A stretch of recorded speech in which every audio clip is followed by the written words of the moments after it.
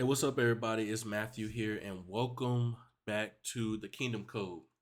So, today we're going to be talking about something that has really been bothering me for a while, and that is the topic of high value men. Now, I'm sure that you've probably seen this or heard this all over social media, Instagram, TikTok, YouTube, and everybody's talking about being a high value man. But when you listen to what they're saying, here is what they actually mean about being a high value man. They're saying you make six figures, drives a nice car, has luxury watches, works out, gets women, has status, money, looks good, and that is what they're calling high status or high value. But I'm here to tell you that that is honestly complete garbage. I know this because there are men that I know that I even work with that are earning $200,000 per year, but they are horrible humans. I know men with six pack abs who can't keep a relationship longer than 6 months. I know men who drive luxury cars but have no integrity, no character, and no substance. So are they high value? According to the internet, yes. But according to God, not even close. So today we're going to be talking about what actually makes a man high value. And spoiler alert, it has nothing to do with your bank account, but it has everything to do with your character. More specifically, I'm going to show you how I discovered the character of Jesus and why his model is actually changed my life. So let's go ahead and get right into it. So first, I want you to know that I'm not hating on success. I'm not hating on people having money. I'm not hating on people going out there earning six figures, driving nice cars. And honestly, I would like to have some of that stuff one day. But that does not make someone high value. Let me tell you why this matters.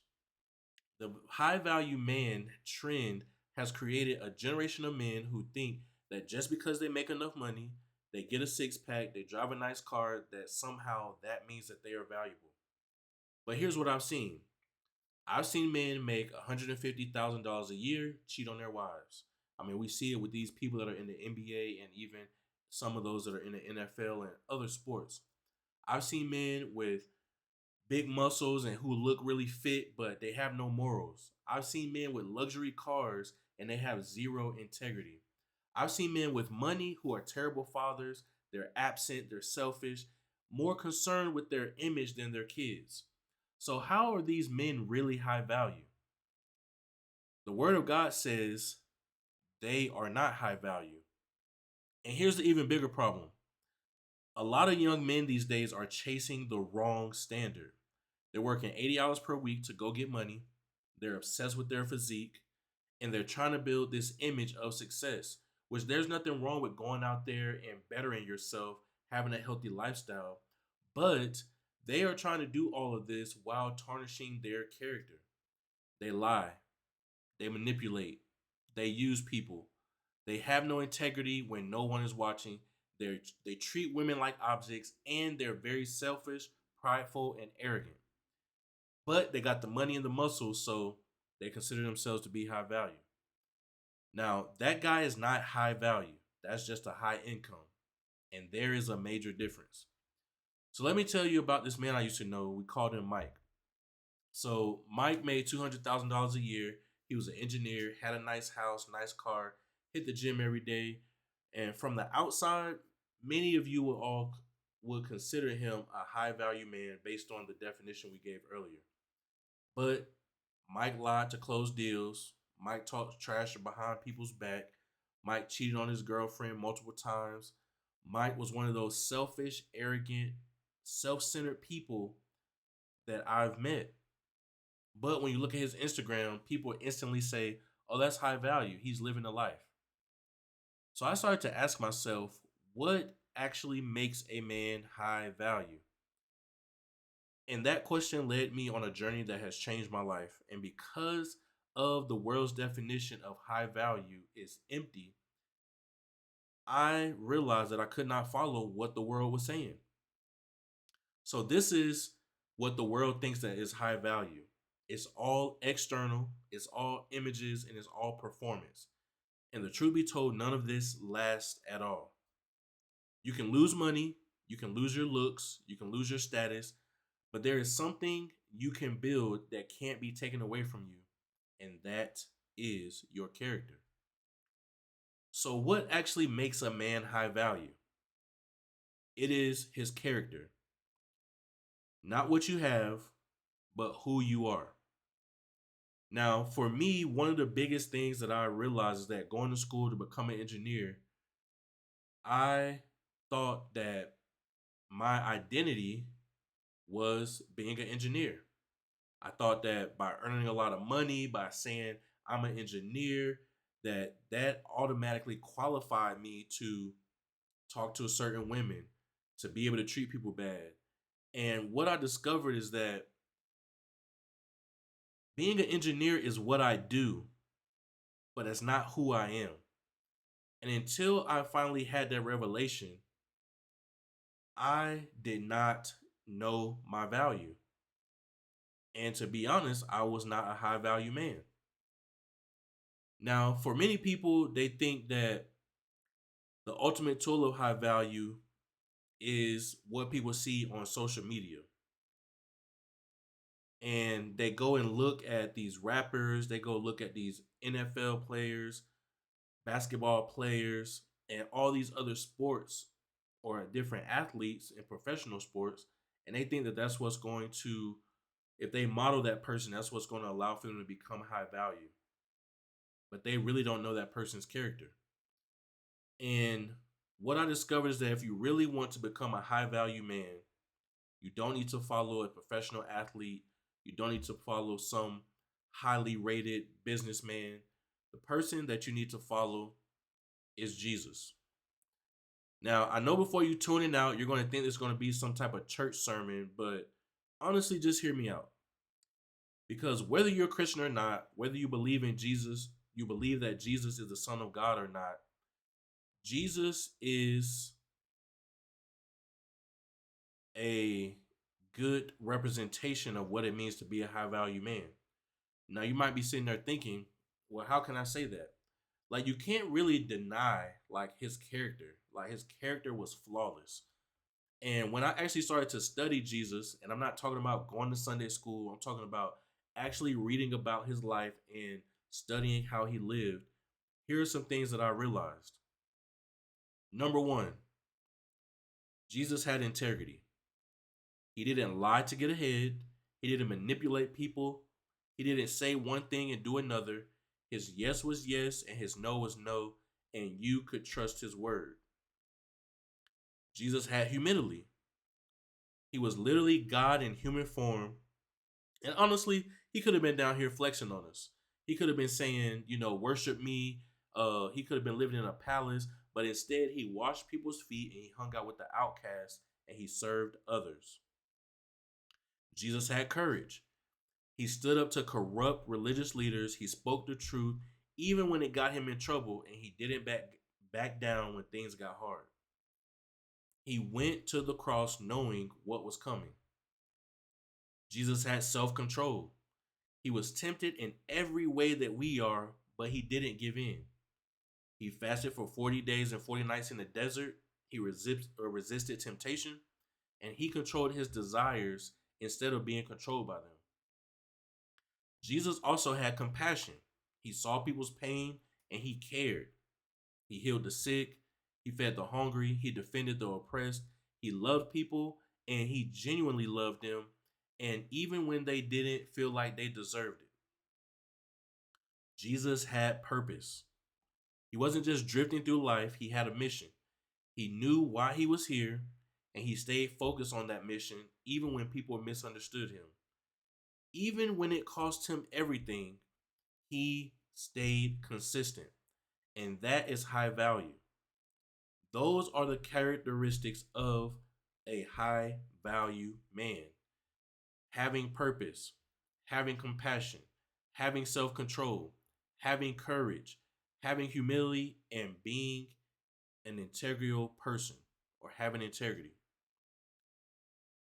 So now, when I actually looked at Jesus and I compare him and his character, to these guys that are on social media, driving these nice cars, talking all types of crap about women, and basically flexing their watches and all their money.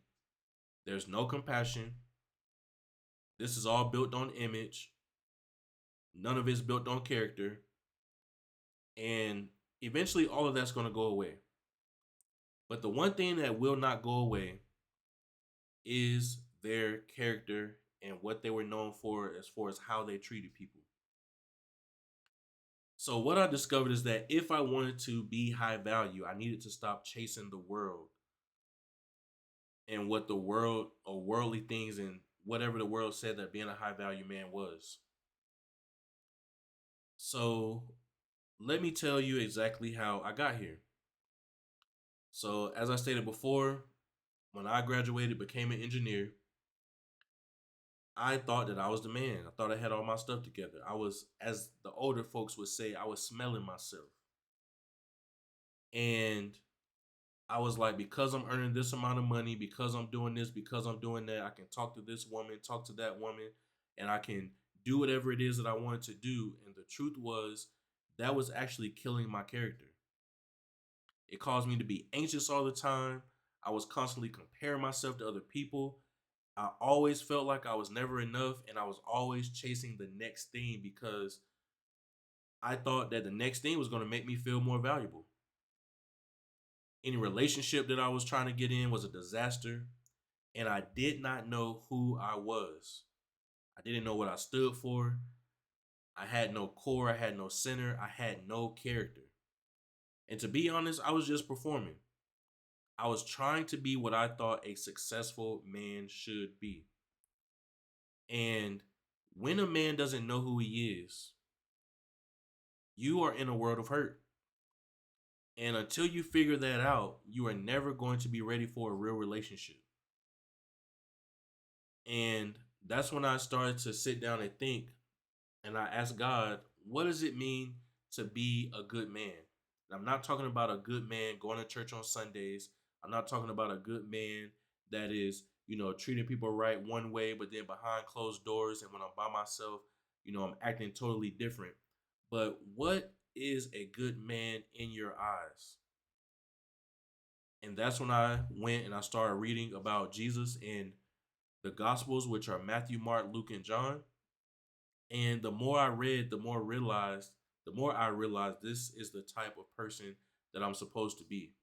I'm supposed to be like Jesus. He laid out the perfect example. So once I started to pay attention to his character, I started to ask myself, how is it that I developed this? How do I become this type of man? And here's what I learned.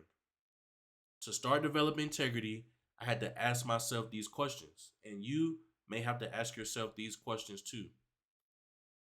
Do I keep my word? Do I do what I say I'm going to do? Am I the same person in private that I am in public? And at that time, honestly, I wasn't. I would say I'm going to do something, I wouldn't follow through. I'll present one version of myself to people, and then when no one was watching, I would be someone completely different. So then the next one was humility. I started to ask myself, do I serve people or do I just expect to be served? Do I admit when I'm wrong and do I give credit to others? And to be honest, even though I did serve people at times, there were other times where I would be prideful and I would want recognition. I would want people to see my success. So that was the next thing I had to start working on. Then courage. I had to ask myself, do I stand up for what is right even when it's uncomfortable? Do I speak the truth even when people don't want to hear it? And this was really a big one for me because I grew up wanting to be liked all the time. I wanted to be liked by people at school, wanted to be liked by the popular kids, wanted to have friends. And what I discovered is that when you start to stand on the things that are right, you end up not necessarily having many friends. I stopped being a people pleaser, and maybe you need to stop being a people pleaser. I avoided conflict. I didn't want to have anyone upset with me. But once I started to set boundaries, I started having conversations. I started saying no when I needed to, started to, let people know that they were wrong. I realized I started to build up that courage and that confidence within myself. So the next thing I had to work on was, do I control my desires or do they control me? Can I delay gratification? Can I resist temptation? And honestly, I was weak. I was giving in way too easily to food, to lust, whatever felt good in the moment. So I had to start working on my self control. Had to start fasting, making sure that I wasn't overeating, making sure that I was managing my money, making sure that I had boundaries with women. And as I started to be more consistent with those things, my self control started to build up. Then I started working on my compassion. Do I actually care about people or am I just using them? Now, this one wasn't one that I really struggled with because I made sure that I wasn't using people. And I realized that there are a lot of people out there who are doing things just so they can get something back in return. But then this last one, purpose. I had to ask myself, why am I here? What am I building? What is my mission? And honestly, I didn't know. I just saw myself drifting from the left to the right. I was working a job, making good money, but didn't have any real purpose. So I started to work on my purpose. I started to ask God, why is it that He created me? And started to build something that was worth more than just a paycheck. And honestly, that's where part of this podcast came from. Because I know that there are other men out there who are struggling, who have questions just like I have, or just like I had. And I want to be able to share what it is that I'm learning. That way, it will be able to help you on your journey. You are not alone.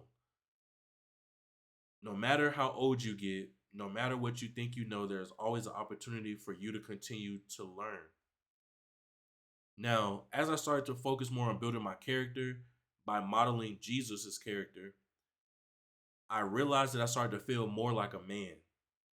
Not because of my bank account, not because of my car, not because of how good I looked or how good my body was, but I started to feel like someone that I could actually respect because I was the same person out in the world that I am in private.